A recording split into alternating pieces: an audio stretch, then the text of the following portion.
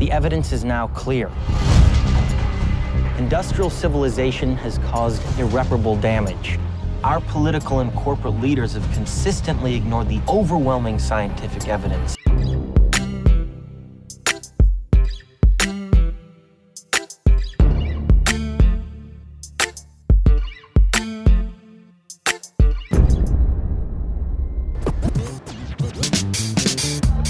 Soirée People à Los Angeles sur Hollywood Boulevard.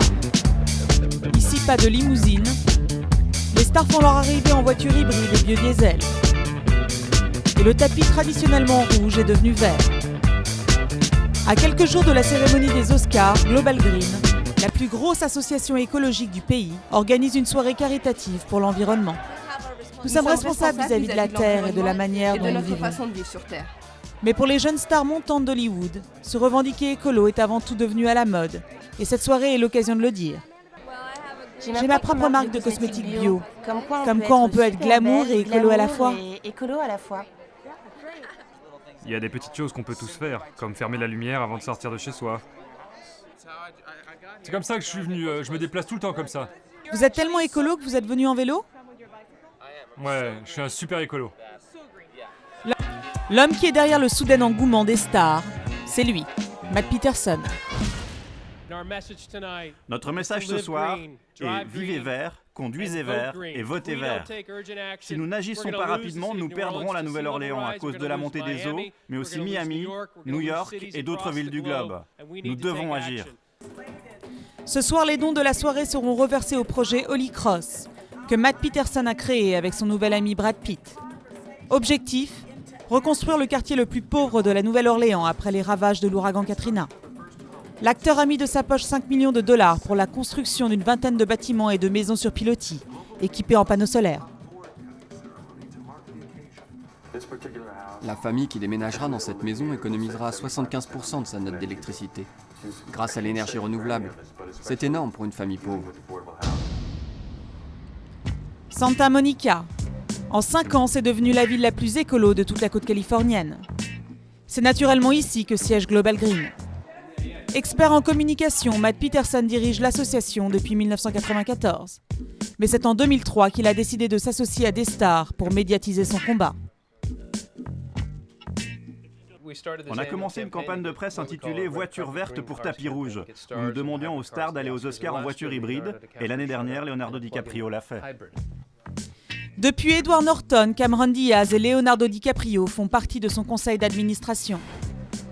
D'ailleurs, Leonardo DiCaprio finance en partie Global Green et a récemment coproduit La 11e heure aux côtés de Leila Peterson, la femme de Matt. Elle travaille main dans la main avec Hermeline DiCaprio, la mère de l'acteur, qui a même un bureau au sein de l'association.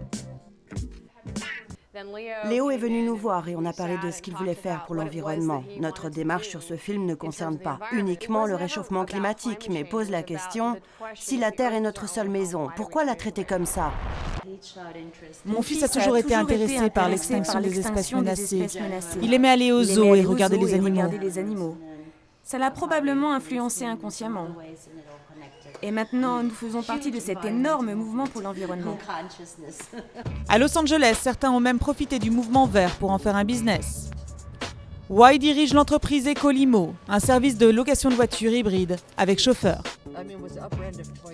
Elle s'est fait un nom en alliant luxe et glamour à des voitures rigoureusement écologiques. Cette voiture a remplacé la limousine, qui est la marque de fabrique de notre industrie aux États-Unis. Elle est aussi luxueuse qu'elle, sauf que c'est une hybride. Depuis, Y conduit le tout Hollywood et elle a une longueur d'avance sur les entreprises de limousines traditionnelles. Ce qui est drôle, c'est que les gens qui se sont moqués de moi il y a 4 ans ne rigolent plus du tout aujourd'hui.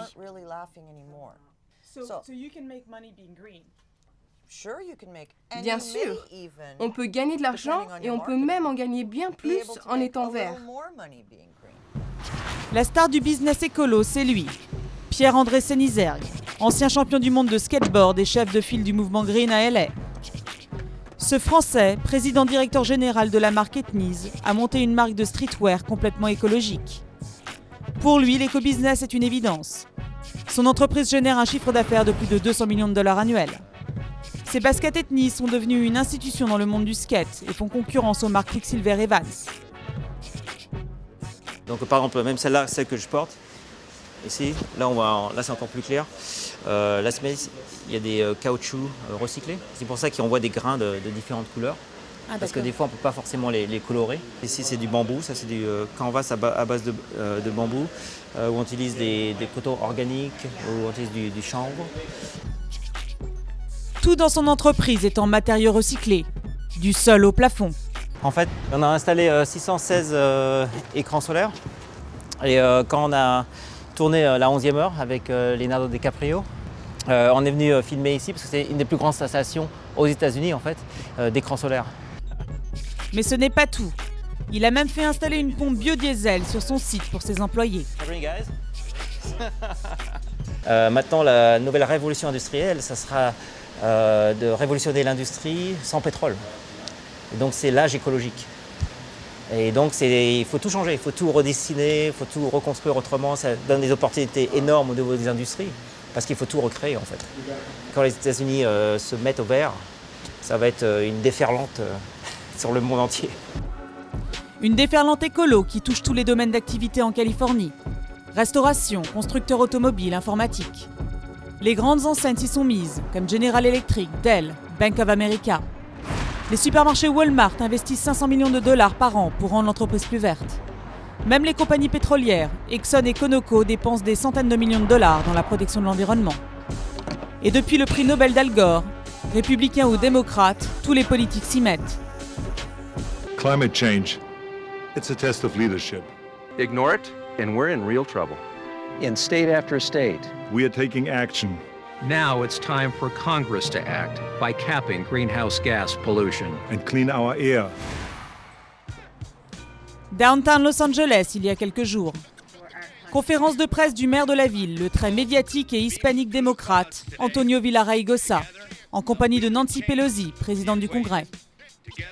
Ces deux ardents supporters d'Hillary Clinton à l'investiture démocrate sont venus prêcher la bonne parole écolo sur le toit d'un parking entre panneaux solaires et pots d'échappement. L'énergie verte est le futur. Et ici à Los Angeles, l'énergie verte est le présent. J'aime dire que Los Angeles est la ville la plus verte et la plus propre de tous les États-Unis. 20% d'énergie renouvelable d'ici 2010. Réduire de 35% les émissions de gaz à effet de serre d'ici 2030, planter 1 million d'arbres et rendre l'éco-construction obligatoire. Objectif, devenir la ville la plus green des États-Unis. Les normes de construction pro-environnement que la ville de Los Angeles a votées sont les plus dures de tout le pays. Grâce à l'environnement, l'économie va exploser. C'est vrai que vous êtes en compétition avec Michael Bloomberg, le maire de New York, en matière d'environnement. Dans presque tous les domaines, Los Angeles est le leader. Il n'y a pas de compétition, ce sont des faits. Avec ce discours, on oublierait presque que Los Angeles détient le record de la pire qualité d'air aux États-Unis et émet la même quantité de CO2 qu'un pays comme la Suède. L'actrice Daryl Hannah, elle, ne l'a pas oublié. Pionnière de l'écologie, militante de la première heure, elle a une Batmobile qui roule à l'huile de friteuse et vit dans un tipi. Je pense que cette ville n'a pas été construite pour vivre en adéquation avec l'environnement. On ne peut marcher nulle part. C'est comme dans le film Chinatown. Cette ville a été développée par l'industrie du pétrole pour que les gens soient forcés d'utiliser la voiture partout. C'est vraiment ironique.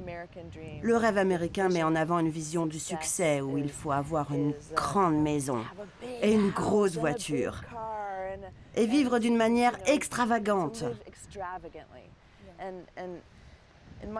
De mon point de vue, il faut changer cette manière de voir les choses. Je crois que Hollywood est responsable d'avoir créé ce besoin d'excès.